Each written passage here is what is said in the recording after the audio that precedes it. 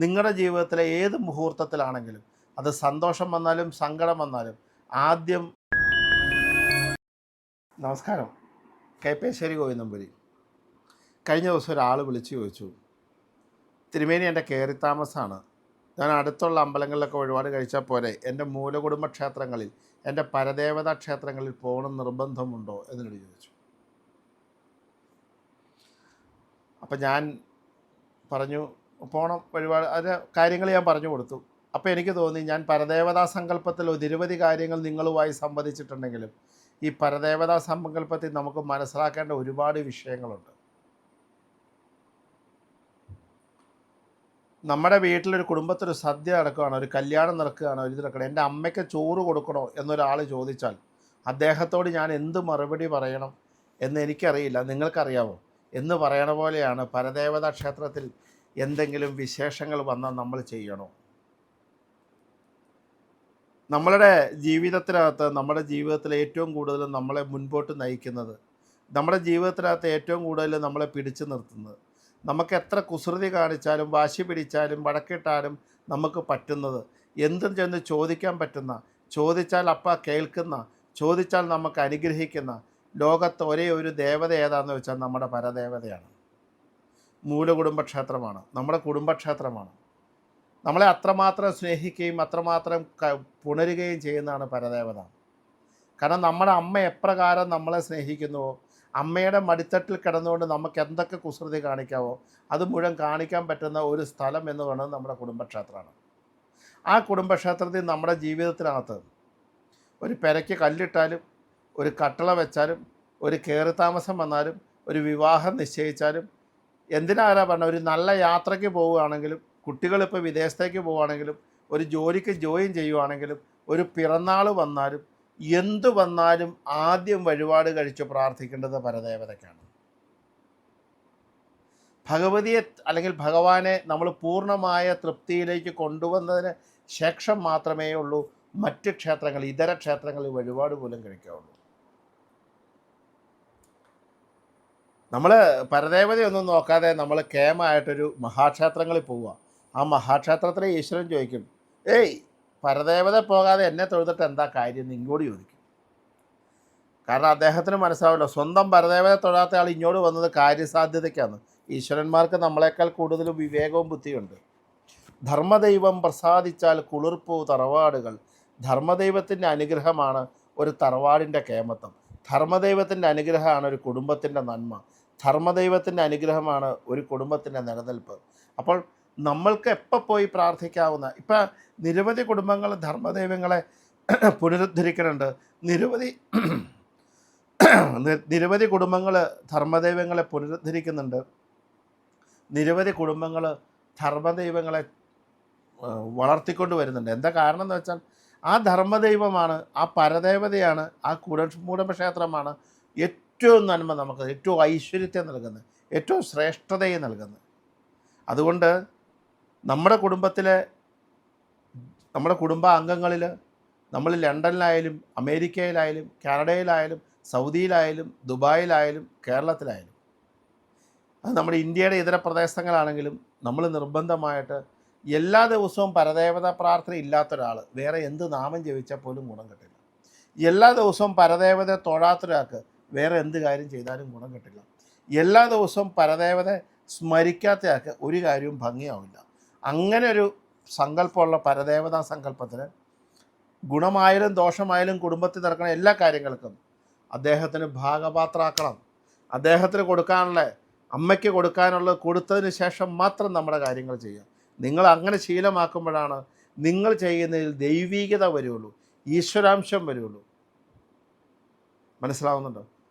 അപ്പോൾ അതുകൊണ്ട് തന്നെ നമ്മുടെ കുടുംബത്തിൽ നടക്കുന്ന ഏതൊരു കാര്യങ്ങളും ആദ്യം ചെയ്യേണ്ടത് പരദേവതയാണ്.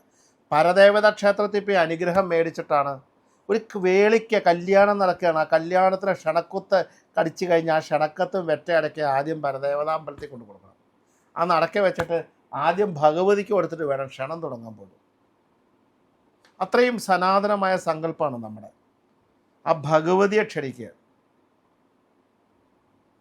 അത്രയ്ക്ക് ചെയ്തിട്ട് വേണം നമ്മുടെ. അപ്പം നമ്മുടെ ജീവിതത്തിലെ ഏത് കാര്യങ്ങൾക്കും പരദേവതയ്ക്ക് അല്ലെങ്കിൽ ഭഗവതിക്ക് പ്രാധാന്യമുണ്ട്.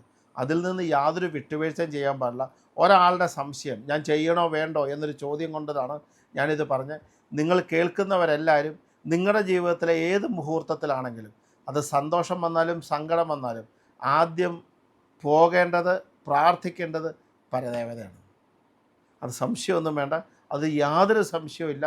പരദേവതയുടെ അനുഗ്രഹം ഉണ്ടെങ്കിൽ ഒരുപാട് ദേവന്മാരുടെ അനുഗ്രഹത്തിന് തുല്യമാണ്. അതുകൊണ്ട് ആ പരദേവത അതേ സങ്കല്പത്തിൽ അതുപോലെ തന്നെ പ്രാർത്ഥിക്കുന്നതാണ് നന്മ. നമസ്കാരം. ഗോവിന്ദ നമ്പൂരി. നമസ്കാരം. കൈപ്പേശ്ശേരി ഗോവിന്ദ നമ്പൂരി. ഈ മേടമാസം അവസാനത്തെ ദിവസം, മേടമാസം 31-ാം തീയതി, മെയ് മാസം 14-ാം തീയതി വ്യാഴത്തിൻ്റെ പകർച്ചയാണ്. ഈ ലോകത്തുള്ള എല്ലാവിധ സനാതന വിശ്വാസികളും കാത്തിരിക്കുന്ന പകർച്ച, ശനിയുടെ പകർച്ച പോലെ തന്നെ വർഷത്തിൽ ഒരിക്കൽ മാത്രം മാറുന്നതാണ് വ്യാഴപ്പകർച്ച. ഈ വ്യാഴത്തിൻ്റെ പകർച്ച കൊണ്ട് എന്താ ഗുണം അല്ലെങ്കിൽ എന്താ ദോഷം എന്ന് വെച്ചാൽ, ഒരുപാട് നക്ഷത്രങ്ങളെ ഒരുപാട് ഗുണങ്ങളിലേക്ക് എത്തിക്കുകയും ചില നക്ഷത്രങ്ങൾക്ക് ചില ദുരിതാംശങ്ങൾ ഉണ്ടാവുകയും ചെയ്യുന്ന ഒരു അവസ്ഥയാണ് ഈ വ്യാഴത്തിൻ്റെ പകർച്ച. കാരണം സർവേശ്വരകാരകനായി നിൽക്കുന്ന സർവ്വദേവോഭ്യം ഗുരു എന്ന് പറയുന്ന നിയമപ്രകാരം വ്യാഴം എന്ന് പറയുന്നത് അതിശക്തമാണ്. വ്യാഴം ഭയങ്കരമായി നല്ല സ്വാധീനം ചെലുത്തുന്നതാണ്. ജീവിതത്തിലെ ഭാഗ്യാഭിവൃദ്ധികൾക്ക്, സാമ്പത്തികപരമായ ലാഭങ്ങൾക്ക്, ഐശ്വര്യങ്ങൾക്ക്, നന്മയ്ക്ക്, ശ്രേഷ്ഠതയ്ക്കൊക്കെ വ്യാഴം അനുകൂലമായാൽ വളരെ നല്ലതാണ്. അത് രാശി വെച്ചാൽ പോലും വ്യാഴം പ്രസാദിച്ചാലാണ് ദൈവാധീനം ഉണ്ടെന്ന് പറയുന്നത്. വ്യാഴം പ്രസാദിച്ചില്ല എങ്കിൽ ഈശ്വരാധീനക്കുറവുണ്ടെന്നാണ് രാശി വയ്ക്കുമ്പോൾ പറയുന്നത്. അപ്പോൾ വ്യാഴം ജാതകവശാൽ അനുകൂലമാകുക, ചാരവശാൽ ഓരോ വർഷവും ഇങ്ങനെ സംക്രമണം അനുസരിച്ച് നമ്മളിങ്ങനെ കറങ്ങിക്കൊണ്ടിരിക്കുകയാണല്ലോ. ആ കറങ്ങത്തിൻ്റെ അനുസരിച്ച് നമുക്ക് ഓരോ വർഷവും ഓരോരുത്തർക്കും അനുകൂലവും പ്രതികൂലവുമാകും. അപ്പം അനുകൂലമാകുന്ന കൂറുകൾ ഏതൊക്കെ, പ്രതികൂലമാകുന്നതൊക്കെ. അനുകൂലമാകുന്നവരെന്തൊക്കെ ചെയ്യണം, പ്രതികൂലമാകുന്നവരെന്തൊക്കെ ചെയ്യണം. കാരണം ആ വ്യാഴപ്രീതിയാണ് ഐശ്വര്യത്തിൻ്റെ കാരകൻ, നന്മയുടെ കാരകൻ, ശ്രേഷ്ഠതയുടെ കാരകൻ, ധർമ്മത്തിൻ്റെ കാരകൻ, വിശ്വാസത്തിൻ്റെ കാരകൻ, സമ്പത്തിൻ്റെ കാരകൻ, സന്താനങ്ങളുടെ ഗുണത്തിൻ്റെ കാരകൻ, അങ്ങനെ ഒരുപാട് ഫലത്തെ പ്രദാനം ചെയ്യുന്നതാണ്. അപ്പോൾ വ്യാഴപ്പകർച്ച എന്ന് പറയുന്നത് അതിഗംഭീരമായി നോക്കേണ്ടതും അതുപോലെ തന്നെ അനുഷ്ഠിക്കേണ്ടതുമായി നിൽക്കുന്നൊരു വിഷയമാണ്. അപ്പോൾ നമുക്ക് മേടൻ രാശി തൊട്ട് മീനം വരെ 12 കൂറാണ്. ഓരോ കൂറുകൾക്കും അനുഭവയോഗ്യമാകുന്ന കാര്യങ്ങളെക്കുറിച്ചാണ് പറയുന്നത്. ആദ്യമായിട്ട് മേടം രാശി. ഈ മേടൻ രാശി എന്ന് പറഞ്ഞാൽ അശ്വതിയും ഭരണിയും കാർത്തികയുടെ ആദ്യ ഭാഗവും കൂടുന്ന മേടക്കൂറുകാർക്ക്. മേടക്കൂറുകാരുടെ 2-ലാണ് നിലവിൽ വ്യാഴം സഞ്ചരിക്കൊണ്ടിരിക്കുന്നത്. ആ 2-ലെ വ്യാഴം 3-ലേക്ക് മാറുകയാണ്. കാരണം ഇടവത്തിൽ നിന്ന് മിഥുനത്തിലേക്കാണ് വ്യാഴത്തിൻ്റെ പകർച്ച. അപ്പോൾ 2-ാം ഭാവത്ത് നിന്ന് 3-ാം ഭാവത്തേക്ക് ചാരവശാൽ വ്യാഴം മാറിക്കഴിയുമ്പോൾ, ശരിക്കും പണ്ടത്തെ കാരണവന്മാരൊക്കെ പറയും 3-ലെ വ്യാഴം മുറവിളി കൂട്ടുന്നു. അങ്ങനെയൊന്നുമില്ല. പക്ഷേ എന്നിരുന്നാൽ പോലും വ്യാഴം 3-ലേക്ക് മാറുമ്പോൾ ഉണ്ടായിരുന്ന ആ ഒരു എന്താ പറയുക, വളരെ നന്നായിട്ട് ഓടിക്കൊണ്ടിരുന്ന ഒരു വാഹനം പെട്ടെന്ന് നിർത്തിയ പോലെ തന്നെ ഒരു ചെറിയ മന്ദഗതി ജീവിതത്തിൽ അനുഭവപ്പെടാൻ സാധ്യതയുണ്ട്. മന്ദഗതി എന്ന് പറഞ്ഞിട്ടുണ്ടെങ്കിൽ എല്ലാ കാര്യങ്ങൾക്കും കുറച്ച് തടസ്സങ്ങൾ വരിക, കൃത്യമായ സമയത്ത് നടക്കാതിരിക്കുക, അതുപോലെ തന്നെ സമ്പത്ത് വരാതിരിക്കുക, സമ്പത്തിന് ദുർച്ചെലവ് വരിക, അങ്ങനെയൊക്കെ വരാനുള്ള സാധ്യതകൾ വളരെ കൂടുതലാണ്. പൊതുവെ എല്ലാ കാര്യങ്ങൾക്കും ഒരു ഭാഗ്യത്തിനൊരു മങ്ങൽ പോലെയൊക്കെ വരാനുള്ള സാധ്യതകൾ കൂടുതലാണ്. അപ്പോൾ അതുകൊണ്ട് അത്ര ടെൻഷൻ അടിക്കാനുള്ള കാര്യമൊന്നുമില്ല. 3-ലെ വ്യാഴം അത്രയ്ക്ക് മറവുണ്ടെങ്കിൽ പോലും അത്ര എന്താ പറയുക, ഒരുപാട് അങ്ങ് ഭയപ്പെടേണ്ടതായി നിൽക്കുന്ന വിഷയങ്ങളില്ല. എന്തായാലും മേടക്കൂറുകാർ നിർബന്ധമായിട്ട് അടുത്ത ഒരു വർഷക്കാലം വിഷ്ണു ഭജനം വളരെ നന്നായി ചെയ്യുക. ഈ വ്യാഴത്തിന് അപ്രീതി സംഭവിച്ചാൽ, വ്യാഴഗ്രഹം മാറിക്കഴിഞ്ഞാൽ നമ്മൾ പ്രീതിപ്പെടുത്തേണ്ട ഈശ്വരന്മാർ കൃഷ്ണൻ, മഹാവിഷ്ണു, ശ്രീരാമൻ, നരസിംഹം, അങ്ങനെ പറയുന്ന വൈഷ്ണവാദി മൂർത്തികളെയാണ് കൂടുതലായിട്ട് നമ്മൾ പ്രാർത്ഥിക്കുകയും കാര്യങ്ങളൊക്കെ ചെയ്യേണ്ടത്. അപ്പോൾ അതുകൊണ്ട് തന്നെ ആ പ്രാർത്ഥനകൾ കൂടുതലായിട്ട് ചെയ്യുന്നത് വളരെ നല്ലതാണ്. വ്യാഴാഴ്ച വിഷ്ണുവിൻ്റെ അമ്പലത്തിൽ പോവുക, ശ്രീകൃഷ്ണൻ്റെ അമ്പലത്തിൽ പോവുക, അല്ലെ ശ്രീരാമൻ്റെ അമ്പലത്തിൽ പോവുക, അല്ലെ നരസിംഹത്തിൻ്റെ അമ്പലത്തിൽ പോവുക, ഭഗവാന് പ്രദക്ഷിണാദികൾ, നെയ്വിളക്ക് കാര്യങ്ങളൊക്കെ ചെയ്യുക, ഭഗവാന്റെ മുമ്പിൽ നിന്ന് ധാരാളം നാരായണനാമം ജപിക്കുക, അങ്ങനെയൊക്കെ ചെയ്ത്, അതുപോലെ തന്നെ വ്യാഴത്തിൻ്റെ ബൃഹസ്പതി എന്നാണ് പറയുന്നത്, ബൃഹസ്പതി മന്ത്രങ്ങൾ ജപിക്കുക, ബൃഹസ്പതി നാമങ്ങൾ ജപിക്കുക, അത് അദ്ദേഹത്തെ പ്രീതിപ്പെടുത്തുക, സമയദോഷം മാറാൻ പ്രാർത്ഥിക്കുക, ഇത്യാദി വിഷയങ്ങൾ ചെയ്യുന്നത് അവർക്ക് ഒരുപാട് അനുകൂലമാകും. പുതിയതായി നടക്കുന്ന എഗ്രിമെൻറ്റുകൾ, കാര്യങ്ങൾ, വാങ്ങൽ കൊടുക്കൽ അതൊക്കെ ഒന്ന് സൂക്ഷിച്ച് വേണം. സാമ്പത്തിക ഇടപാടുകളൊക്കെ ഒന്ന് ശ്രദ്ധിച്ച് ചെയ്യണം, നല്ലതാണ്. കടം കൊടുക്കുന്നതൊക്കെ സൂക്ഷിക്കുക. അതൊക്കെ ഒന്ന് ശ്രദ്ധിക്കുക എന്ന് മാത്രമാണ് മേടക്കൂറുകാരോട് പറയാനുള്ളൂ. അടുത്തത് നമ്മൾ ഇടവൻ രാശിയിലേക്ക് വരാം. കാർത്തിക മുക്കാലും രോഹിണിയും മകയിരത്തിൻ്റെ ആദ്യ ഭാഗവും കൂടുന്ന ഇടവക്കൂറുകാർ. ഈ ഇടവത്തിൽ ആണിപ്പോൾ വ്യാഴം നിൽക്കണേ. ഇടവത്തിൽ ലഗ്നത്തിൽ തന്നെയാണ് വ്യാഴം നിൽക്കണത്. അത് 2ലേക്ക് വരികയാണ്. അതിഗംഭീരമാകുകയാണ്, വളരെ ഗംഭീരമാകുകയാണ്. കാരണം നിങ്ങൾക്ക് സാമ്പത്തികപരായക കൂടുക, പുതിയ ജോലികൾ കിട്ടുക, തൊഴിൽ പ്രമോഷൻ കിട്ടുക, വസ്തുവകകൾ വാങ്ങാൻ പറ്റുക, വിദേശയാത്രകൾ നടക്കുക, കാർഷിക ലാഭങ്ങൾ കിടക്കുക, വിദേശ യാത്രകൾ ചെയ്യാൻ പറ്റുക, മംഗളകർമ്മങ്ങൾ നടക്കുക, വാഹനങ്ങൾ വാങ്ങുക, ആഭരണാദികൾ വാങ്ങുക, അങ്ങനെ സന്തോഷകരമായ ഒരു കാലഘട്ടത്തിലേക്കാണ് ഇടവക്കൂറുകാർ വരുന്നത്. കാരണം വിദ്യാഭ്യാസം പൂർത്തിയാക്കുക, നല്ല നല്ല യാത്രകൾ ചെയ്യുക, കുട്ടികൾക്കൊക്കെയാണ് ജോലികൾ കിട്ടുക, അങ്ങനെ ഒരുപാട് കാര്യങ്ങൾക്ക് അനുകൂലമായ സമയമാണ് ഇടവക്കൂറ്. അപ്പോൾ ഇടവക്കൂറ് കേമായിട്ടുള്ള ഫലമാണ്. അപ്പോൾ എന്താ പറയണേ, ഗോവിന്ദമ്പൂരി പറഞ്ഞിട്ടുണ്ട് ഇടവക്കൂറുകാർക്ക് കുഴപ്പമൊന്നുമില്ല, അപ്പോൾ അത് കാരണം ഇനി അമ്പലത്തിൽ പോകണ്ട. അങ്ങനെയല്ല, നമുക്ക് സമയം അനുകൂലമാകുമ്പോൾ അതായത് ശരിക്കും പറയാറില്ലേ, സമ്പത്ത് കാലത്ത് തൈപത്ത് വെച്ചാൽ ആപത്ത് കാലത്ത് കാപത്ത് തിന്നാം എന്ന് ആരോ പറഞ്ഞു വെച്ച പോലെ, ഏറ്റവും നല്ല സമയത്ത് നമ്മൾ നല്ല കാര്യങ്ങൾ ചെയ്താൽ അതിന് 15 ഇരട്ടി ഫലമുണ്ട്. അതുകൊണ്ടാണ് വൈശാഖത്തിൽ നാരായണം ജപിക്കൂ എന്ന് പറയാറുള്ളത്. വൈശാഖത്തിൽ ജപിക്കുമ്പോൾ 10 ഇരട്ടി ഫലമാണ്. അപ്പം സമയം അനുകൂലമാകുമ്പോൾ നാമജപാദികൾക്കും പ്രാർത്ഥനാ കാര്യങ്ങൾക്കും ക്ഷേത്ര ദർശനങ്ങൾക്കും ശക്തി കൂട്ടുമ്പോൾ ആ കിട്ടുന്ന ഫലം മാക്സിമം കിട്ടും. അതിൻ്റെ ഒരു രീതി അതാണ്. അപ്പോൾ അതുകൊണ്ട് തന്നെ ഒരു മറവും ഉണ്ടാകാതെ ആ കിട്ടേണ്ട ഭാഗ്യസമയത്ത് എനിക്ക് പൂർണ്ണമായ അനുഗ്രഹം കിട്ടുകയും ആ ഒരു വർഷം മതി ഒരു മനുഷ്യനെ സംബന്ധിച്ച് അവൻ്റെ ദുരിതങ്ങളിൽ നിന്ന് രക്ഷപ്പെടാൻ. നന്നായിട്ട് ഒരു വർഷം കിട്ടിയാൽ മതി. അല്ലെങ്കിൽ തൊഴിലിനകത്ത് പുരോഗതി വരിക, സാമ്പത്തിക പുരോഗതി വരിക, കടങ്ങൾ തീർക്കാൻ പറ്റുക, നല്ല നല്ല ലാഭങ്ങൾ കിട്ടുക, നല്ല അനുഭവങ്ങൾ കിട്ടുക, നല്ല ജോലി കിട്ടുക, നല്ല വിവാഹബന്ധം കിട്ടുക, ഇതൊക്കെ ഏറ്റവും വലിയ ഭാഗ്യങ്ങളാണ്. അപ്പോൾ അതൊക്കെ കിട്ടുന്നതിന് നല്ല സമയമാണ് എന്ന് കേട്ടാൽ ആ നല്ല സമയം ഒരു തടസ്സവും കൂടാതെ എനിക്ക് മുഴുവൻ കിട്ടണം. അങ്ങനെയാണല്ലോ. അത് കിട്ടുന്നതിന് എന്താ, പ്രാർത്ഥന കൂട്ടുകയാണ് വേണ്ടത്, കുറയ്ക്കുകയല്ല വേണ്ടത്. അങ്ങനെ ചെയ്യണം. അപ്പോൾ അങ്ങനെ ചെയ്യുന്ന എല്ലാ കാര്യങ്ങളും നിങ്ങൾക്ക് പുതിയതായി എന്ത് വേണമെങ്കിലും ആലോചിച്ചാൽ നടക്കാൻ പറ്റുന്ന കാലഘട്ടമാണ്. മാനസികമായും ശാരീരികമായിരുന്ന ബുദ്ധിമുട്ടുകൾക്കൊക്കെ ഒരുപാട് വ്യത്യാസമുണ്ട്. ഇപ്പോഴാണ് കണ്ടകശനികളെ തീർന്ന് വളരെ നല്ല സമയത്തിലേക്ക് കിടക്കുകയാണ്. ശരിക്കും ഒരു കാര്യം പറഞ്ഞാൽ ഒരു പരിധി വരെ നല്ല യോഗത്തിലേക്ക്, നന്മയുള്ള യോഗത്തിലേക്ക് കടക്കാൻ പറ്റുന്ന കാലഘട്ടമാണ് ഇടവക്കൂറുകാർക്ക്. അതിനുശേഷം മിഥുനക്കൂറിലേക്ക് വരികയാണ്. ഈ മിഥുനം മകയിരത്തരയും തിരുവാതിരയും പുണർത്തിൻ്റെ ആദ്യ ഭാഗം കൊടുക്കുന്ന മിഥുനക്കൂറുകാർക്ക് ഇപ്പോൾ 12ാമത്തെ വ്യാഴമാണ്. ശരിക്കും മിഥുനക്കൂറുകാരുടെ കഴിഞ്ഞ ഒരു വർഷത്തെ അവസ്ഥ എന്ന് പറഞ്ഞാൽ അസുഖം കൊണ്ട് പീഡിപ്പിക്കപ്പെടുക, മാനസികമായി നിൽക്കുന്ന സങ്കടങ്ങളുണ്ടാവുക, ഒരു കാര്യം കൃത്യസമയത്ത് നടക്കാതെ വരിക, എത്ര കിട്ടിയാലും 4 ഇരട്ടി ചിലവാകുക, അങ്ങനെ കുറേ ബുദ്ധിമുട്ടുകൾ അനുഭവിച്ച് അവർ വന്നുകൊണ്ടിരിക്കുകയായിരുന്നു. കഴിഞ്ഞ ഒരു വർഷമായിട്ട് അത്യാവശ്യം നന്നായിട്ട് അനുഭവിച്ചിട്ടുണ്ട്. അവർക്ക് ഒരാശ്വാസം കിട്ടുകയാണ് ലഗ്നത്തിലേക്ക് വേണം. കേമം എന്നൊന്നും പറയാനില്ല എങ്കിൽ പോലും അവർക്ക് ഉറപ്പായിട്ടും ആശ്വാസം കിട്ടും. കാരണം എന്താ വെച്ചാൽ മിഥുനക്കൂറുകാർക്ക് ലഗ്നത്തിലേക്ക് വ്യാഴം വരുമ്പോൾ വ്യാഴം മറവില്ല, വ്യാഴം തെളിഞ്ഞിട്ടുണ്ട്. അപ്പോൾ അതുകൊണ്ട് തന്നെ അതിൻ്റേതായി നിൽക്കുന്ന അനുകൂലാവസ്ഥകൾ അവർക്ക് വരാൻ പോവുകയാണ്. അവർക്കും ഈ പറഞ്ഞ പോലെ എന്തെങ്കിലുമൊക്കെ ആലോചിച്ച് വെച്ച കാര്യങ്ങളൊക്കെ തുടങ്ങാൻ സാധിക്കും. വീട് പണിയൊക്കെ സ്റ്റാർട്ട് ചെയ്യാം. നല്ല കോഴ്സുകൾ എടുത്ത് സെലക്ട് ചെയ്ത് വിദ്യാഭ്യാസത്തിന് തുടക്കം കുറിക്കാം. വിദേശത്ത് പഠിക്കാൻ പോകുന്ന കുട്ടികൾക്ക് വിദേശത്ത് പഠിക്കാൻ പോകുന്ന സാധ്യതകൾ ഉണ്ടാവും. ഭൂമി മേടിക്കാൻ ആഗ്രഹമുള്ളവർക്ക് ഭൂമിയൊക്കെ വാങ്ങി നോക്കി തുടങ്ങാം. അതുപോലെ തന്നെ വീട് പണി ആഗ്രഹിക്കുന്നവർക്ക് വീടിൻ്റെ കാര്യങ്ങൾക്കൊക്കെ ഇറങ്ങിത്തിരിക്കാൻ പറ്റും. കാർഷിക മേഖലയിൽ ഇൻവെസ്റ്റ് ചെയ്യുന്നതിന് കുഴപ്പമില്ല. അവർക്കും സമാധാനപരമായി നിൽക്കുന്ന ഒരു പരിധി വരെ സന്തോഷകരമായി നിൽക്കുന്ന കാലഘട്ടത്തിലേക്കാണ് അവർ കിടക്കാൻ പോകുന്നത്. ഉണ്ടാകുന്ന ഒരു വല്ലാത്ത ഒരു വിമ്മിഷ്ടത്തിൽ നിന്ന് ഈശ്വര ആശ്വാസമായി എന്ന് പറയുന്നൊരു അവസ്ഥയിലേക്ക് അവർക്ക് എത്താൻ പറ്റുകയാണ്.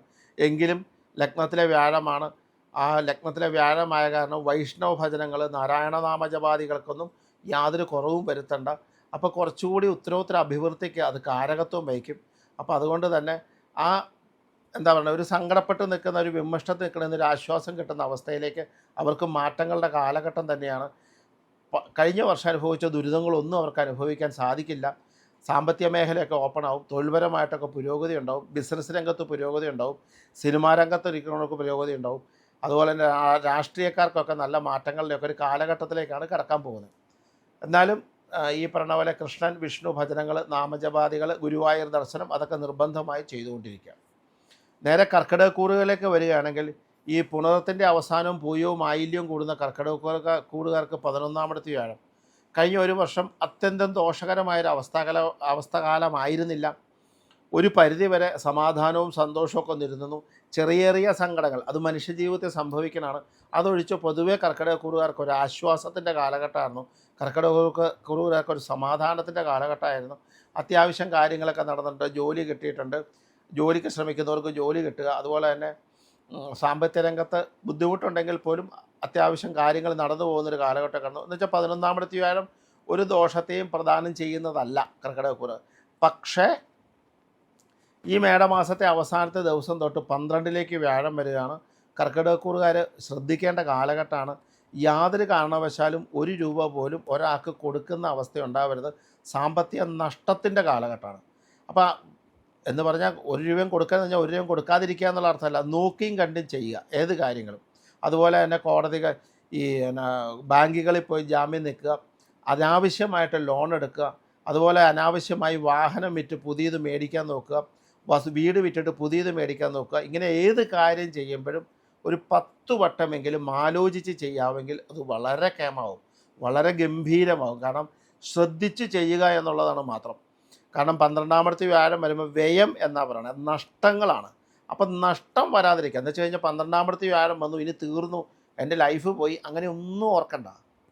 നമ്മൾ ചെയ്യുമ്പോൾ 1 രൂപയ്ക്ക് പകരം 9 രൂപ ചിലവാകാൻ സാധ്യതയുണ്ട്. ചിലപ്പോൾ കൊടുത്ത പൈസ തിരിച്ചു കിട്ടാൻ കുറേ കാലതാമസം വരും, അല്ലെങ്കിൽ നമ്മൾ ഉപയോഗിക്കുന്ന പൈസയുടെ ഫലം കിട്ടാതെ വരും. അങ്ങനെ നഷ്ടങ്ങൾ വരാൻ സാധ്യതയുള്ളത് കൊണ്ട് നഷ്ടങ്ങളിലേക്ക് കടക്കണ്ട. അപ്പോൾ അതുകൊണ്ടൊരു കാര്യം ചെയ്യുമ്പം ഒന്ന് ആലോചിച്ച് അത് ഉറപ്പിച്ച് ചെയ്യണം. ഒന്ന് ശ്രദ്ധിക്കുക എന്നുള്ളതാണ് ആചാര്യന്മാർ ജ്യോതിഷത്തെ കൊണ്ട് പറയുന്നത്. നിങ്ങൾ ചെയ്യുന്ന കാര്യങ്ങൾ ശ്രദ്ധിച്ച് ചെയ്യാൻ വേണ്ടിയാണ് ജ്യോതിഷം. അല്ലാതെ ജ്യോതിഷം ഭയപ്പെടുത്താനോ വലിയ ഹോമങ്ങൾ കഴിക്കാനോ ഒന്നുമല്ല. അപ്പോൾ അതുകൊണ്ട് തന്നെ ഒന്ന് ശ്രദ്ധിച്ച് ചെയ്യാമെങ്കിൽ അത് വളരെ കേമാണ് കർക്കിടകക്കൂറുകാർ നിർബന്ധമായിട്ട് ആഴ്ചയിൽ 2 ദിവസം 3 ദിവസമെങ്കിലും വൈഷ്ണവാദി ക്ഷേത്രങ്ങളിൽ ദർശനം നടത്തണം. നിർബന്ധമായിട്ട് പറ്റുമെങ്കിൽ ബുധൻ വ്യാഴം വെള്ളി ദിവസങ്ങളിൽ ചെയ്യുക. അത് തൊട്ടടുത്തുള്ള കൃഷ്ണൻ്റെയോ ശ്രീകൃഷ്ണൻ്റെയോ ശ്രീരാമൻ്റെയോ നരസിംഹത്തിൻ്റെയോ അതൊക്കെ ഒരു വർഷത്തേക്ക് തന്നെയാണ്. അതുപോലെ എല്ലാ ദിവസവും, കാരണം ദർശനം പോലെ തന്നെയാണ് നമുക്ക്. ഭഗവാൻ എപ്പോഴാണ് നമ്മുടെ കൂടെ നിൽക്കുക എന്ന് വെച്ചാൽ ഭഗവാന്റെ അനുഗ്രഹം വരുന്നത് എന്താ? ഭഗവാനെ സ്മരിക്കുന്നവരെ, ഭഗവാനെ ഓർത്ത് ജപിക്കുന്നവരെ, ഭഗവാനെ മനസ്സുകൊണ്ട് കാണുന്നവരെ, ഭഗവാനെ മനസ്സുകൊണ്ട് പൂജ കഴിക്കുന്നവരെ, അവരെ ഭഗവാൻ ഒരിക്കലും വിടില്ല. അതുകൊണ്ട് തന്നെ നാമജപാദികൾക്ക് ഒരു കുറവും വരുത്തണ്ട. ധാരാളം നാരായണനാമം ജപിച്ചോളൂ, ഹരേ രാമ ജപിച്ചോളൂ, നാരായണൻ്റെ എല്ലാ മന്ത്രങ്ങളും ജപിച്ചോളൂ, നാരായണീയം ജപിച്ചോളൂ. അതൊക്കെ വളരെ കേമാണ്, ഗംഭീരമാണ്. അപ്പോൾ ആ കാലഘട്ടവും വളരെ സ്മൂത്തായിട്ട് നമുക്ക് കടന്നു പോകാൻ സാധിക്കും. ഇനി നമ്മൾ ചിങ്ങൻ രാശിയിലേക്ക് വരുവാണെങ്കിൽ എന്താ പറയണേ, മകം പൂരം ഉത്രത്തിൻ്റെ ആദ്യ ഭാഗം ചിങ്ങക്കൂറ് എന്ന് പറയുന്നത്. ആ ചിങ്ങക്കൂറിലേക്ക് വരുമ്പം ചിങ്ങത്തിൻ്റെ 11-ാമത്തെ വ്യാഴം വരുവാണ്. ചിങ്ങക്കൂറുകാർക്ക് കഴിഞ്ഞ 2.5 വർഷമായിട്ട് കണ്ടകശനിയും 10 വ്യാഴമൊക്കെ ആയിരുന്നു. അത് 11-ാമത്തേക്ക് വ്യാഴം വന്നു കഴിഞ്ഞാൽ അതിഗംഭീര കാലഘട്ടം എന്ന് പറഞ്ഞാൽ അതിഗംഭീര കാലഘട്ടമാണ്. കാരണം ഏത് ആഗ്രഹങ്ങൾ വരുന്നോ ആഗ്രഹങ്ങൾക്കൊക്കെ ഇത് കുറേ കാലമായി മനസ്സിലിങ്ങനെ കൊതിച്ച് എനിക്ക് ചെയ്യണം എന്ന് പറയുന്ന ആഗ്രഹങ്ങളൊക്കെ പൂർത്തീകരിക്കാൻ പറ്റിയ കാലഘട്ടമാണ് ചിങ്ങക്കൂറുകാർ. അപ്പോൾ അവർക്ക് അവരുടെ നന്മയുണ്ടാവും, ഐശ്വര്യം ഉണ്ടാവും, ശ്രേഷ്ഠതയുണ്ടാവും. അവർക്കൊക്കെ പുതിയ കാര്യങ്ങൾ നടക്കും, പുതിയ ഗ്രഹം കിട്ടും, പുതിയ വാഹനങ്ങൾ മേടിക്കാം, അല്ലെങ്കിൽ ആഭരണാദികൾ മേടിക്കാം, നല്ല യാത്രകൾ ചെയ്യാം, സന്തുഷ്ടമായ ജീവിതം നയിക്കാം, ദാമ്പത്യ പ്രശ്നങ്ങളൊക്കെ തീരാം, കുടുംബത്ത് സമാധാനങ്ങൾ ഉണ്ടാവാം, കുട്ടികൾക്ക് ഉയർച്ചകളുണ്ടാവാം, കുട്ടികളുടെ കാര്യങ്ങളിൽ സന്തോഷിക്കാം, നല്ല കുടുംബത്ത് മംഗളകർമ്മങ്ങൾ നടക്കാം. അങ്ങനെ ഒട്ടനവധി അനുകൂലമായ കഥകളുണ്ട്. അപ്പോൾ അതുകൊണ്ട് തന്നെ ചിങ്ങക്കൂറുകാർക്ക് വളരെ നല്ല കാലഘട്ടമാണ്, അതിഗംഭീരമായ കാലഘട്ടമാണ്. അപ്പം അതും ഇതുപോലെ തന്നെയാണ്. ഈ 11-ാമത്തെ വ്യാഴം എന്ന് പറഞ്ഞാൽ സർവാഭീഷ്ടങ്ങൾ നടക്കുന്ന കാലഘട്ടമാണ്. സർവാഭീഷ്ടമൊക്കെ ഭഗവാൻ നടത്തിക്കോളൂല്ലോ, നമ്മളിങ്ങനെ ഇരുന്നാൽ മതി എന്നല്ല, അങ്ങനെയും ചിന്തിക്കരുത്. കാരണം വെച്ച് കഴിഞ്ഞാൽ അവിടെയുമുണ്ട്. 11-ാമത്തെ വ്യാഴമുള്ള സമയത്ത് നമ്മുടെ ഇപ്പോൾ തൊഴിൽപരമായിട്ട് നമുക്കൊരു പുതിയ ജോലി കിട്ടണം. അതിന് നമ്മൾ ശ്രമിക്കുമ്പോൾ അതിൽ ഈശ്വരാധീനവും കൂടെ കൂടുതൽ വർദ്ധിപ്പിക്കണം. അമ്പലത്തിൽ പോക്കും നാമജപവും നിർബന്ധമാക്കണം. നമ്മുടെ ബിസിനസ് സ്ഥാപനമുണ്ട്, ആ ബിസിനസ് സ്ഥാപനത്തിൽ വരുമാനം കൂടുതലുണ്ടാവും. അതിനുള്ള ഈശ്വരാധീനം വർദ്ധിപ്പിക്കാനായിട്ട് ക്ഷേത്രദർശനവും നാമജപാദികളും വേണം. നമ്മളൊരു സിനിമാ മേഖലയിൽ പ്രവർത്തിക്കുന്ന ആളാണ്, ആ സിനിമാ മേഖലയിൽ കൂടുതൽ സിനിമകൾ കിട്ടണം, നമ്മൾ അമ്പലത്തിൽ പോക്കും പ്രാർത്ഥിക്കേണ്ട വ്യക്തിയാണ് എന്ന് വേണ്ട. നമ്മുടെ ജീവിതത്തിനകത്ത് ഒരുപാട് കാര്യങ്ങൾക്ക് മാറ്റം വരുത്താൻ പറ്റിയ കാലഘട്ടമാണ് ആ, ഈ 11-ാമത്തെ വ്യാഴം വരുന്നത്. അപ്പോൾ അതുകൊണ്ട് അനുകൂലമാകുന്ന സമയത്ത് എത്ര ശക്തമായിട്ട് വേണമെങ്കിലും നാമജപാദികളും കൂടി ചെയ്യണം. കാരണം പലപ്പോഴും ചിലരുടെയൊക്കെ വ്യാഴം വളരെ 11-ാമത്തും 9-ലൊക്കെ ഭാഗ്യസ്ഥാനത്ത് നിൽക്കുന്ന ആൾക്കാരെ രാശി വയ്ക്കുമ്പോൾ പോലും ചിലപ്പോൾ ദൈവാധീനം കാണാറില്ല. എന്താ കാരണം എന്ന് വെച്ചാൽ കൃത്യമായിട്ട് ചിട്ടയായിട്ടുള്ള ക്ഷേത്ര ദർശനക്കുറവും നാമജപമാണ്. മനസ്സിലാവുന്നത്. എന്നും ഞാൻ പ്രാർത്ഥിക്കാറുണ്ട് തിരുമേനി എന്ന് പറയണതല്ല, എന്നും ഞാൻ നാമം ജപിക്കാറുണ്ട് എന്ന് പറയുന്ന അവസ്ഥയിലേക്ക് നമ്മൾ മാറണം. എന്നും ഞാൻ ഭഗവാന് വേണ്ടിയിട്ട് 10 മിനിറ്റ് നാമജപം ഉണ്ട് തിരുമേനി എന്ന് മാറ്റി വയ്ക്കണം. 10 മിനിറ്റ് ഞാനും ഭഗവാനും മാത്രമായി ഒരു ലോകത്ത് ജീവിക്കണുണ്ട് എന്ന് പറഞ്ഞ അവസ്ഥയിലേക്ക് നമ്മൾ വരണം. അപ്പോഴാണ് സമയാനുകൂല്യത്തിൻ്റെ പൂർണ്ണമായ ഗുണത്തിലേക്ക് നമ്മൾക്ക് കടക്കാൻ പറ്റുള്ളൂ. അപ്പോൾ അതുകൊണ്ട് ക്ഷേത്ര ദർശനങ്ങൾ നാമജപം അനുകൂലമായ സമയത്ത് കൂടുതൽ അനുകൂലമായി കൂടുതൽ ചെയ്യുമ്പോൾ ഭയങ്കര അഭിവൃദ്ധി ഉണ്ടാവും. അതാണ് അതിൻ്റെ കാര്യം. ചിങ്ങത്തിലേക്ക് കന്നിക്കൂറിലേക്ക് വരികയാണ്. കന്നിക്കൂറിലേക്ക് വരുമ്പോൾ എന്താണെന്ന് വെച്ച് കഴിഞ്ഞാൽ ഉത്രത്തിൻ്റെ അവസാനവും അത്തവും ചിത്രയുടെ ആദ്യവും ഭാഗം കൂടുന്ന കന്നിക്കൂർ 9-ലെ വ്യാഴമാണ്. 10-ലേക്ക് വരുന്നുണ്ട്. 9-ലെ വ്യാഴം ഭാഗ്യാഭിവൃദ്ധികൾ ഒത്തിരി തന്നിരുന്ന വ്യാഴമാണ്. 10-ലേക്കാണ് വ്യാഴം വരുന്നത്. 10-ലേക്ക് വ്യാഴം കർമ്മത്തിൽ വരുമ്പം 9-ലെ അത്രം കേമാണ് എന്ന് പറയാൻ പറ്റില്ലെങ്കിൽ പോലും 10-ലെ വ്യാഴം മറഞ്ഞ വ്യാഴമല്ല, വ്യാഴം മറഞ്ഞിട്ടില്ല. പക്ഷേ നമ്മളിപ്പോൾ ചില കാര്യങ്ങൾക്ക് 1 മീറ്റർ ഓടേണ്ട കാര്യത്തിന് 1 കിലോമീറ്റർ ഓടേണ്ട അവസ്ഥാവിശേഷം വരും. ഇന്ന് നടക്കേണ്ട കാര്യം ചിലപ്പോൾ നാളത്തെ കഴിഞ്ഞേ നടക്കുകയുള്ളൂ. അങ്ങനെ ഒരു അവസ്ഥാവിശേഷം വരാം. അങ്ങനെയൊക്കെ കാര്യങ്ങൾ കാണുന്നുണ്ട്. ചെറുതായിട്ട് അവർക്ക് കണ്ടകശിനിയുടെ ഉപദ്രവം കൂടെ ഉണ്ടല്ലോ. അതുകൊണ്ട് കന്നിക്കൂറുകാർക്ക് ബുധൻ വ്യാഴം ദിവസങ്ങളിൽ നിർബന്ധമായിട്ട്, അതായത് നിർബന്ധമായിട്ട് വൈഷ്ണവാദി ക്ഷേത്ര ദർശനം എല്ലാ ദിവസവും ഈ പറഞ്ഞ പോലെ എന്താ പറയണേ, നാരായണായ നാമം ജപിക്കുക, ഹരേ രാമ ജപിക്കുക, അച്യുതായ നമ, ആനന്ദായ നമ, ഗോവിന്ദായ നമ ജപിക്കുക. ഇതൊക്കെ കന്നിക്കൂറുകാർ ചെല്ലും നല്ലതാണ്. അതുപോലെ മാസത്തിലെ പക്കപ്പിറന്നാൾ തോറും കൃഷ്ണന് അല്ലെ വിഷ്ണുവിന് പാൽപ്പായസം കഴിക്കുക, അതൊക്കെ ചെയ്യാമെങ്കിൽ. അതുപോലെ ഭഗവാന് വ്യാഴാഴ്ചകളിൽ അവിൽ നിവേദ്യം ചെയ്യുക, അതൊക്കെ കന്നിക്കൂറുകാർ ചെയ്യണത് ഗംഭീരമാണ്. അതൊക്കെ ചെയ്യുമ്പോൾ അവർക്ക് കുറച്ചുകൂടി അഭിവൃദ്ധിയും ഈ കുറച്ചുകൂടി അനുകൂലമായ ഘടകങ്ങളുണ്ടാവും. പിന്നെ ഏതെങ്കിലും പ്രവൃത്തികളിലേക്ക് ചെയ്യുമ്പോൾ ഞാനത് ചെയ്യേണ്ടതാണോ എന്ന് 2 വട്ടം ആലോചിച്ചിട്ട് മാത്രം ചെയ്യുന്നത് കേമാണ്. അതിന് നല്ലതാണ്, ദോഷമില്ല. അങ്ങനെയൊന്ന് ചെയ്യാമെങ്കിൽ അത് ഗംഭീരമാണ്. അതുപോലെ തന്നെ അവർ കണ്ടകശനി ഉള്ള കാരണം ഈ പറഞ്ഞ പോലെ അയ്യപ്പ ഭജനവും ശനിയാഴ്ച ശാസ്താവിനെ തൊഴുന്നതൊക്കെ ചെയ്തു പോയിക്കൊണ്ടിരിക്കുക. കന്നിക്കൂറിലേക്ക് നമ്മൾ തുലാക്കൂറിലേക്ക് വരുമ്പോൾ ചിത്രയും ചോദ്യയും വിശാഖത്തിൻ്റെ ആദ്യ ഭാഗവും കാണുന്ന തുലാക്കാർ നല്ല ഭക്തന്മാർ മാത്രമാണ് ശരിക്കും പറഞ്ഞാൽ കഴിഞ്ഞ 1 വർഷം പിടിച്ചു നിന്നത്. അഷ്ടമത്തി വ്യാഴമായിരുന്നു. അഷ്ടമത്തി വ്യാഴം എന്ന് പറയുന്നത് വളരെ മോശം അവസ്ഥയാണ്. കാരണം എന്ത് ചെയ്യുമ്പോഴും ദുരിതങ്ങളുടെ ഒരു കാലഘട്ടമായിരുന്നു. പിന്നെ അത്യാവശ്യം അമ്പലത്തിൽ പോക്ക്, പ്രാർത്ഥന, നാമജപാദികളൊക്കെ ആയിട്ട് അത്യാവശ്യം ഈശ്വരവിശ്വാസമായിരുന്നവരൊക്കെ കാര്യങ്ങൾ കടന്നുപോയി എന്നതിനപ്പുറത്തേക്ക് ഒരു വളരെ സ്മൂത്തായിരുന്ന കാലഘട്ടമല്ല. പക്ഷേ അവർക്കിപ്പോൾ നിലവിൽ അവരുടെ വ്യാഴം 9-ലേക്ക് വരുവാണ്. ഇനി വരുന്ന 9, 10, 11, 3 വർഷങ്ങൾ വ്യാഴ അനുകൂല്യമുള്ള കാലഘട്ടമാണ്. അപ്പോൾ ഒരു ലോങ് പ്രൊജക്റ്റുകൾക്കൊക്കെ അവർക്ക് തുടങ്ങാൻ പറ്റിയ കാലഘട്ടമാണ്. ഈ ഷോർട്ട് പീരീഡ് അല്ല, ലോങ് പ്രൊജക്റ്റായിട്ടൊക്കെ അവർക്ക് ഇറങ്ങാൻ പറ്റുന്ന സമയമാണ്. അതുപോലെ തന്നെ അവർക്ക് നല്ല നല്ല എന്താ പറയുക, ബിസിനസ് രംഗത്ത് പൈസ നിക്ഷേപിക്കാം. അതുപോലെ തന്നെ വിദേശത്ത് ബിസിനസ് തുടങ്ങാം. അതുപോലെ തന്നെ പുതിയ വിദ്യാഭ്യാസത്തിന് ശ്രമിക്കുന്നവർക്ക് പഠിത്തത്തിന് വേണ്ടിയിട്ട് അവർക്ക് ശ്രമം തുടങ്ങാം.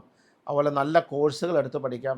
അതുപോലെ നല്ല നല്ല കാർഷിക മേഖലയിൽ നല്ല ഇതൊക്കെ പൈസ ഇറക്കുന്നതൊക്കെ വളരെ നല്ലതാണ്.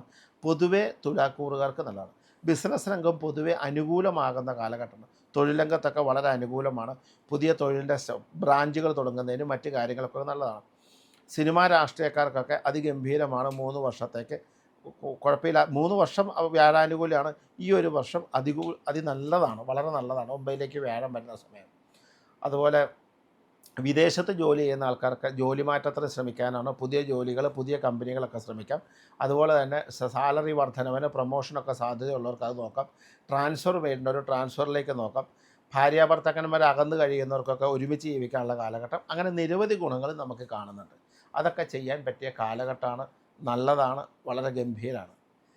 തുലാം കഴിഞ്ഞ് നമ്മൾ വൃശ്ചികത്തിലേക്ക് വരുമ്പോൾ വിശാഖത്തിൻ്റെ അവസാനവും അനിഴവും തൃക്കേട്ടവും കൂടുന്ന വൃശ്ചികക്കൂറുകാർക്ക് 7-ലെ വ്യാഴമായിരുന്നു. അത് അഷ്ടമത്തിലേക്ക് മാറുകയാണ്. അഷ്ടമത്തിലേക്ക് വ്യാഴം പറയുമ്പോൾ ദുരിത കാലഘട്ടം എന്നാണ് പറയുന്നത്.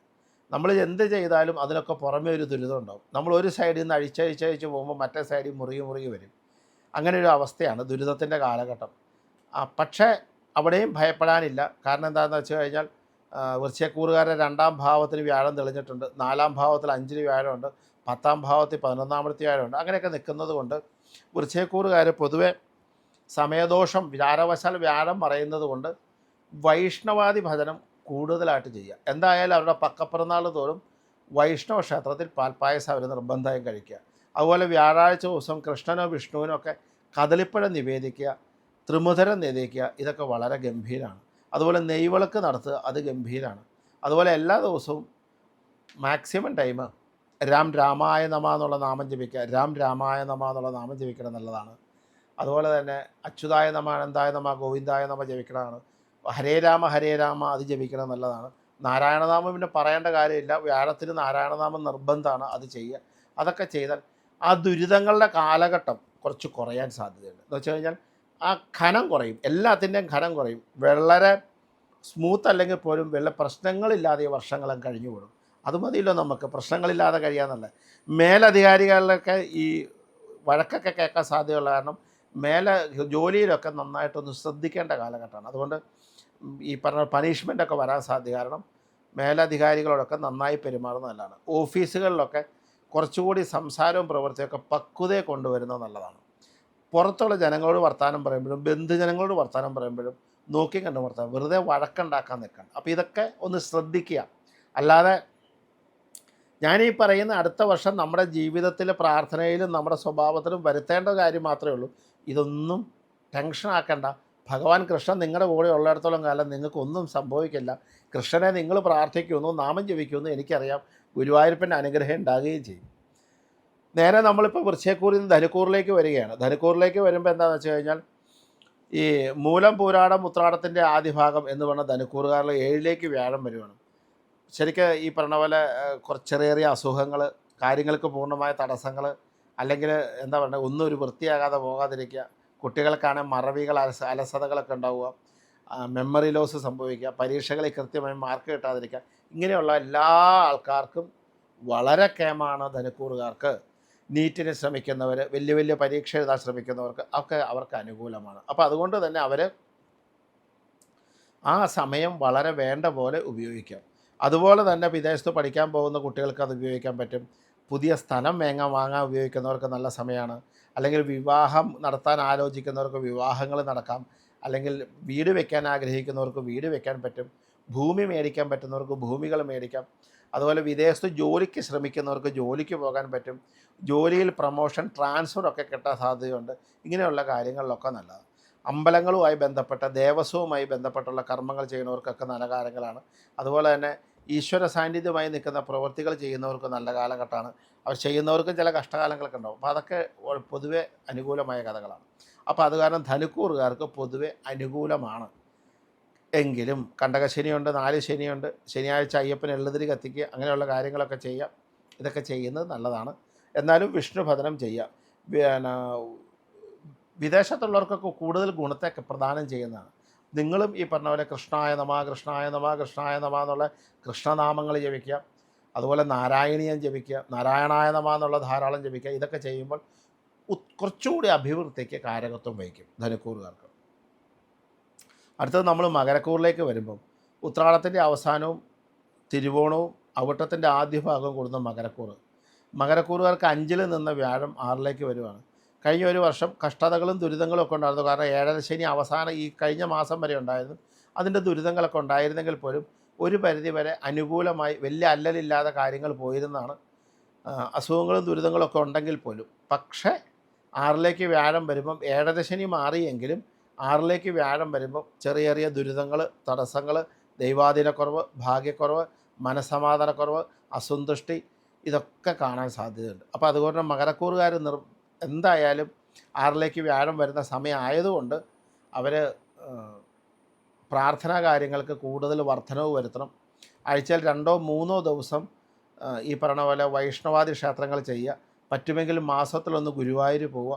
ഇവരും ഈ പറഞ്ഞ പോലെ വ്യാഴാഴ്ച ദിവസം അവിൽ നിവേദ്യം ജപിക്കുക, വ്യാഴാഴ്ച ദിവസം നെയ്വിളക്ക് നടത്തുക, വ്യാഴാഴ്ച ദിവസം ത്രിമുധരം നേദിക്കുക.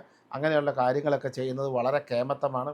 അതുപോലെ തന്നെ പുതിയ പുതിയ പ്രൊജക്റ്റുകൾ ചെയ്യുക, പുതിയ ബിസിനസ് രംഗങ്ങൾ സ്റ്റാർട്ട് ചെയ്യുക, ബിസിനസ്സിൽ ഫണ്ട് മുടക്കുക, ഫണ്ട് പൈസ വേറൊരാൾക്ക് വായ്പ കൊടുക്കുക, അനാവശ്യമായി ലോൺ എടുക്കുക, വാഹനങ്ങൾ മാറുക, വീട് പണിക്ക് മോടി പിടിപ്പിക്കാൻ വേണ്ടി പൈസ മുടക്കുക, ഇങ്ങനെയുള്ള കാര്യങ്ങളൊക്കെ ശ്രദ്ധിക്കുമ്പോൾ 2-3 വട്ടം ആലോചിക്കേണ്ട കാര്യങ്ങളാണ്.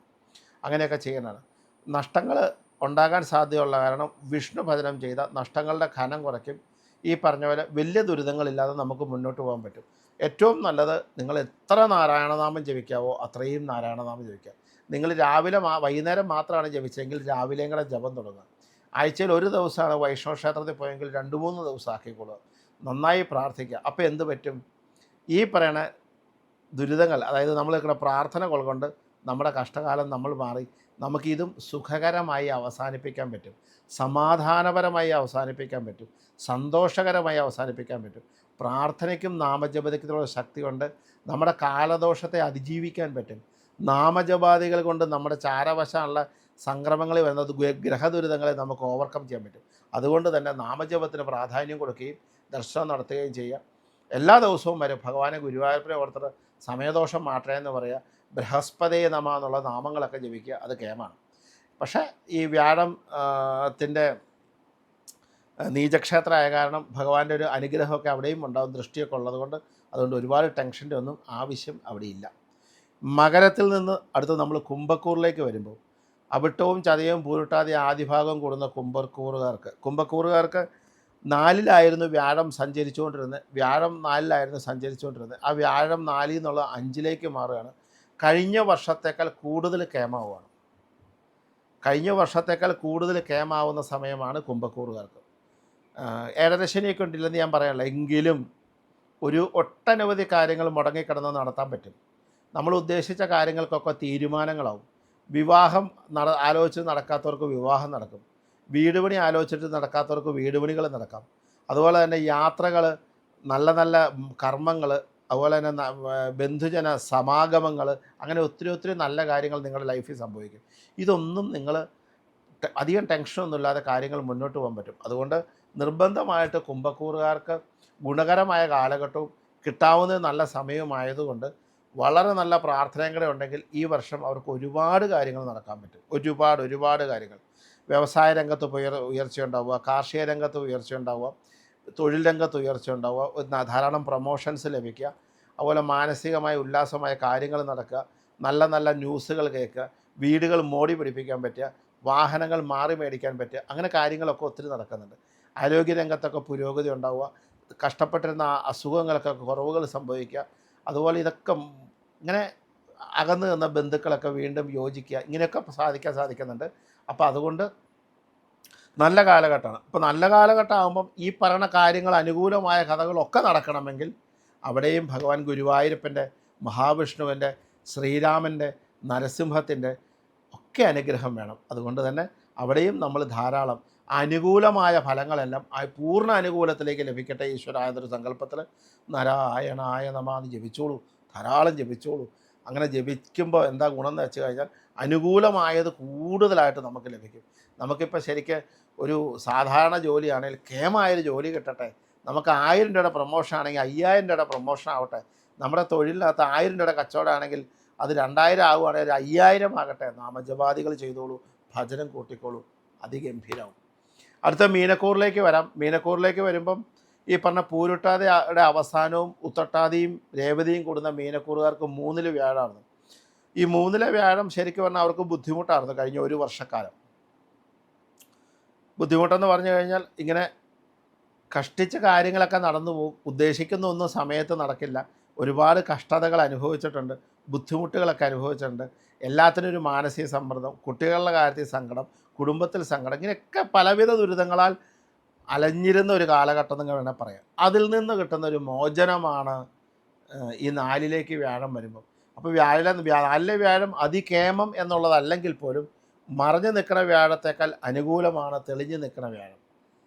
വ്യാഴം മറഞ്ഞു നിൽക്കുമ്പോൾ ഉണ്ടാകുന്നതിനേക്കാൾ വളരെ അനുകൂലമാണ് തെളിഞ്ഞത്. അപ്പോൾ അതുകൊണ്ട് വ്യാഴാനുകൂല്യം അനുകൂലമായതുകൊണ്ട് ഒരു കാരണവശാലും അനുകൂലമാകുന്നതുകൊണ്ട് നിങ്ങൾക്ക് ഇതുവരെ ആയി നിന്ന് ആ സ്റ്റക്കായത് നിന്ന് അങ്ങ് മാറ്റുകയാണ്. നിങ്ങൾ ഇരുന്നിടത്ത് നിന്ന് എണീറ്റ് നടക്കാൻ തുടങ്ങുകയാണ്. നിന്നുപോയ പ്രവൃത്തികൾ തുടരാൻ സാധിക്കും. അതുപോലെ ജോലിയില്ലാത്തവർക്ക് ജോലി കിട്ടുന്ന കാലഘട്ടമാണ്. പൂർണ്ണമായിട്ടൊരു കാലോചന വിവാഹം ശരിക്കും മുടങ്ങിക്കണമെങ്കിൽ വിവാഹാലം അടക്കം കുട്ടികളുണ്ടാവാത്തവർക്ക് കുട്ടികളുണ്ടാവാനുള്ള സാധ്യതകൾ, അങ്ങനെ അതിനൊക്കെ ചികിത്സിക്കുന്നവർക്ക്, കുട്ടികൾക്ക് നല്ല എഡ്യൂക്കേഷൻ വേണം അല്ലെങ്കിൽ അതിന് മുടങ്ങിയെടുക്കുന്നവർക്ക് അത് നടക്കാൻ പറ്റിയ സമയം, ബുദ്ധിപരമായിട്ടും മറ്റു രീതിയിലൊക്കെ ഒരുപാട് കാര്യങ്ങൾക്ക് നടക്കാൻ പറ്റിയ സമയമാണ്. പ്രതികൂലാവസ്ഥയിൽ നിന്ന് അനുകൂലത്തിലേക്കാണല്ലോ പറഞ്ഞത്. അതുകൊണ്ട് തന്നെ എങ്കിലും പക്ഷേ നമ്മളിപ്പോൾ എന്താ പറഞ്ഞത്, എല്ലാ കാര്യങ്ങൾക്കും ചെയ്തിരുന്ന പ്രതീക്ഷിക്കുന്ന ആഗ്രഹിക്കുന്ന കാര്യങ്ങൾക്കൊക്കെ ഒരു പരിധി വരെ മാറ്റങ്ങൾ നിർബന്ധമായും നമുക്ക് ലഭിക്കും ഈ കാലഘട്ടത്തിൽ. എങ്കിലും 4 വ്യാഴമായതുകൊണ്ട് ഭഗവത് ദർശനങ്ങൾ കൂടുതലായിട്ട് കൂട്ടുക. ഇപ്പം ഇതുവരെ ചെയ്യുന്നതിലും ഒരല്പം കൂടെ കൂട്ടി ചെയ്താലും കുഴപ്പമില്ല. നമുക്ക് സമയമുള്ളപ്പോഴൊക്കെ കൃഷ്ണൻ്റെ അമ്പലത്തിലോ വിഷ്ണുവിൻ്റെ അമ്പലത്തിലോ അടുത്തുള്ള അമ്പലത്തിൽ പോകാൻ ശ്രമിക്കുക. അറ്റ്ലീസ്റ്റ് വൈകുന്നേരം ദീപാരാധനയെങ്കിലും പോയി തൊഴുക. അങ്ങനെയൊക്കെ ശ്രദ്ധിക്കുന്നത് നല്ലതാണ്. എന്തെങ്കിലും ഭഗവാന് ഈ പറഞ്ഞ പോലെ മാസത്തിലൊരിക്കൽ നിവേദ്യാദികൾ ചെയ്യാം. അതുപോലെ ഭഗവാന് പാലുകൊണ്ട് അഭിഷേകം ചെയ്യാം, ത്രിമധുരം കഴിക്കുക, നെയ്വിളക്ക് നടത്തുക, പാൽപ്പായസം കഴിക്കുക. ഇങ്ങനെയുള്ള കാര്യങ്ങളൊക്കെ ചെയ്യുന്നത് വളരെ ഗംഭീരമാണ്. അതുപോലെ തുളസിമാല ചാർത്തുക, ഇതൊക്കെ അതിഗംഭീരം തന്നെയാണ്. അതുപോലെ തന്നെ പറയുകയാണെങ്കിൽ പറഞ്ഞ പോലെ എന്തുമാത്രം രാമനാമം ജപിക്കാമോ അത്രയും രാമനാമം ജപിക്കുക. രാമനാമം ജന്മശനികളുള്ളതുകൊണ്ടാണ് പറഞ്ഞത് രാമ രാമ രാമ രാമ രാമ രാമ പാഹിമാം രാമ. അത് പണ്ട് നമ്മുടെ മുത്തശ്ശനും മുത്തശ്ശിമാരും ഒക്കെ ജപിച്ച് നമുക്ക് ഒട്ടനവധി ഐശ്വര്യത്തെ തന്ന നാമമാണ്. അങ്ങനെ ജപിക്കാം. അല്ലെങ്കിൽ രാം രാമായ നമ രാം രാമായ നമ രാം രാമായ നമ രാം രാമായ നമ എന്നുള്ള രാമനാമം ജപിക്കാം. അങ്ങനെ ആ നാമജപത്തിലൂടെ നമുക്ക് ഒരുപാട് ഐശ്വര്യത്തിലേക്ക് നമുക്ക് കടക്കാൻ പറ്റും. ആ 4 വ്യാഴം ഒരുപാട് ഗുണത്തിലേക്ക് പ്രദാനം ചെയ്യും. അങ്ങനെ ഒരു സമയം കൂടെയാണ്. അത് പ്രാർത്ഥിച്ചാൽ നടക്കാത്തതായിട്ട് ഒരു കാര്യവുമില്ല, ജപിച്ചാൽ നടക്കാത്ത കാര്യമില്ല. ഈ വ്യാഴത്തിൻ്റെ മൊത്തം മേടം തൊട്ട് മീനം വരെ നമ്മൾ രാശികൾ വരുമ്പോൾ കുറേ കൂറുകാർക്ക് ഭയങ്കര രാജയോഗം പോലെ നന്മകൾ ഉണ്ടാകുന്നു, ചിലർക്ക് ചില ദുരിതങ്ങൾ ഉണ്ടാകുന്നു. ഈ ദുരിതങ്ങളെയും നന്മകളെയും നമ്മൾ ചൂണ്ടിക്കാണിക്കുക എന്താണെന്ന് വെച്ചാൽ അടുത്ത ഒരു വർഷം നമ്മുടെ ജീവിതത്തിൽ നമ്മൾ പാലിക്കേണ്ട ഈശ്വരനുമായി ബന്ധപ്പെട്ട കർമ്മങ്ങൾ എങ്ങനെയാണ് എന്ന് ഓരോ കൂറുകാർക്കിടെയും പറയുമ്പോൾ കൂറിൻ്റെ ഫലം ഒന്നാണ്, ജാതകഫലം വേറെയാണെങ്കിൽ പോലും ഏത് ദശാസന്ധി അനുഭവിക്കുകയാണെങ്കിലും ഏത് പ്രായത്തിലാണെങ്കിലും കൂറിൻ്റെ ഫലം ഒരേപോലെ തന്നെയാണ്. അതുണ്ടായ കുട്ടിക്കും അവസാന കുട്ടിക്കും ഇപ്പോൾ ഉണ്ടായ കുട്ടിക്കാണ് ഈ 90 വയസ്സായി മരിക്കാൻ കിടക്കുന്ന വ്യക്തിക്കാണെങ്കിലും കൂറുഫലം ഒരുപോലെയാണ് പറയുന്നത്. അപ്പം എല്ലാ കാര്യങ്ങൾക്കും വ്യാഴത്തിൻ്റെ ഫലം ഭാഗ്യകാരകനാണ്, ഐശ്വര്യത്തിൻ്റെ പ്രധാനമാണ്. അപ്പോൾ അതുകൊണ്ട് തന്നെ കലിയുഗ മന്ത്രമായി നിൽക്കുന്ന ഹരേ രാമ ഹരേ രാമ രാമ രാമ ഹരേ ഹരേ ഹരേ കൃഷ്ണ കൃഷ്ണ കൃഷ്ണ ഹരേ ഹരേ ആ ജപാദികൾ കൊണ്ട് ഈ ഇതൊക്കെ തരണം ചെയ്യാൻ പറ്റും. അതുപോലെ നാരായണായ നമ ജപിച്ചുകൊണ്ട് നാരായണായ നമ നാരായണായ നമ നാരായണായ നമ ആ നാമജപത്തിലൂടെ തന്നെ ഈ ദുരിതങ്ങളുണ്ടെങ്കിൽ അതേ തരണം ചെയ്യാൻ പറ്റും. ഇത് തന്നെയല്ല, ഗുണങ്ങൾ വരുന്നവർക്കും ഈ നാമജപാദികൾക്ക് അത്യന്താപേക്ഷിതമാണ്. ഗുണങ്ങൾ വരുന്നവരാണ് ശരിക്കും കൂടുതൽ ചെയ്യണം. ഞാൻ പറയുമ്പോൾ അങ്ങനെ ഉണ്ട്, കഷ്ടകാലം ഉള്ളവരെയൊക്കെ കരച്ചാൽ അവർക്ക് ആ സമയത്ത് ആ നേട്ടങ്ങൾ ഉണ്ടാക്കി വെക്കാൻ പറ്റുള്ളൂ. കഷ്ടകാലം ഉള്ളവർക്ക് കഷ്ടകാലം മാറിയാൽ മതിയെങ്കിൽ ഗുണമുള്ളവർക്ക് ഒരുപാട് നീട്ടി വെക്കാൻ, നാളത്തേക്കൂടെ നേടി വെക്കാനും കൂടെ ഉണ്ട്. അപ്പം എല്ലാ കൂറുകാരും പതിവ് നമ്മൾ ചെയ്യുന്ന പോലെ തന്നെ നാരായണായ നമ നാരായണായ നമ നാരായണായ നമ നാരായണ നാരായണായ നമ നാരായണായ നമ നാരായണായ നമ നാരായണ. ഭഗവാൻ മഹാവിഷ്ണുവിനെ പ്രാർത്ഥിച്ചുകൊണ്ട് അദ്ദേഹത്തിന് മുമ്പിൽ ആരാധിച്ചുകൊണ്ട് അദ്ദേഹവുമായി എല്ലാ ദിവസവും 10 മിനിറ്റെങ്കിലും നമ്മൾ മനസ്സുകൊണ്ട് പൂജ ചെയ്ത് അദ്ദേഹത്തെ ചിന്തിച്ചു കൊണ്ടിരിക്കുന്ന ഒരു വ്യക്തിക്കും ഒരു കാരണവശാലും അത് വ്യാഴത്തിൻ്റെ പകർച്ച അനുകൂലമായാലും പ്രതികൂലമായാലും ഒരു ദോഷവും സംഭവിക്കില്ല. അനുകൂലമാകുന്നവർക്ക് കൂടുതൽ ഫലത്തെയും പ്രതികൂലമാകുന്നവർക്ക് പൂർണ്ണ സംരക്ഷണവും നൽകുന്നതാണ്. അതുകൊണ്ട് ഭഗവാനെ ആരാധിക്കുക, ഭഗവാന്റെ നാമങ്ങൾ ജപിക്കുക, ഭഗവാനെ പ്രാർത്ഥിക്കുക. ഈ ഒരു വർഷം എല്ലാ കൂറുകാരും അങ്ങനെ തന്നെ ചെയ്തോളൂ. ഒരിക്കലും ഒരു സങ്കടത്തിലും പാത്രീഭവിക്കില്ല. നമസ്കാരം. ഗോവിന്ദ നമ്പൂതിരി.